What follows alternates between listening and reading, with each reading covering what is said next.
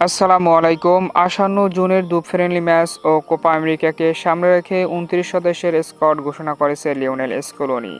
তো চলুন দেখে আসি তার সেই স্কোয়াডে কারা জায়গা পেয়েছে এবং কারা বাদ পড়েছে। আর্জেন্টাইন মাস্টারমাইন্ড লিওনেল স্কলোনির ঘোষিত স্কোয়াডে যে অনেকেই জায়গা পাবে না সেটা আগেভাগেই নিশ্চিত ছিল। তবে পাওলো দিবালা ও গোলকিপার ওয়াল্টার বেনতেসের না থাকা সত্যি আশ্চর্যজনক।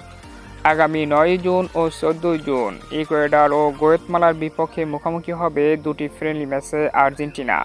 আর এই ম্যাচ শেষে আর্জেন্টিনা চূড়ান্ত স্কোয়াড ঘোষণা করবে।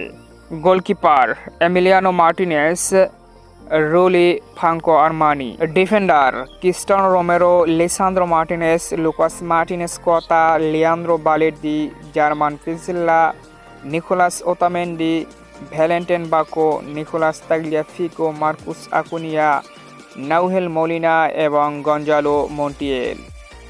Midfield position Guido Rodriguez, Leandro Paredes, Enzo Fernandez, অ্যাকিলিস Mac Allister, Ezequiel Palacios, Rodrigo De Paul, Giovani Lo Celso, Valentin Carboni.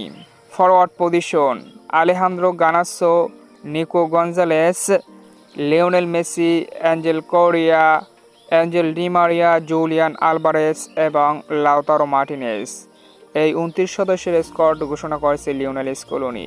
তো সম্মানিত ভিউয়ার্স বন্ধুরা, কেমন হলো আর্জেন্টিনার স্কোয়াড অবশ্যই মতামত জানিয়ে দেবেন কমেন্ট বক্সে। আর খেলাধুলা বিষয়ক এরকমের ভিডিও পেতে অবশ্যই চ্যানেলটিকে সাবস্ক্রাইব করবেন এবং ভিডিওটিতে একটি লাইক দিয়ে পাঠিয়ে থাকুন। ধন্যবাদ।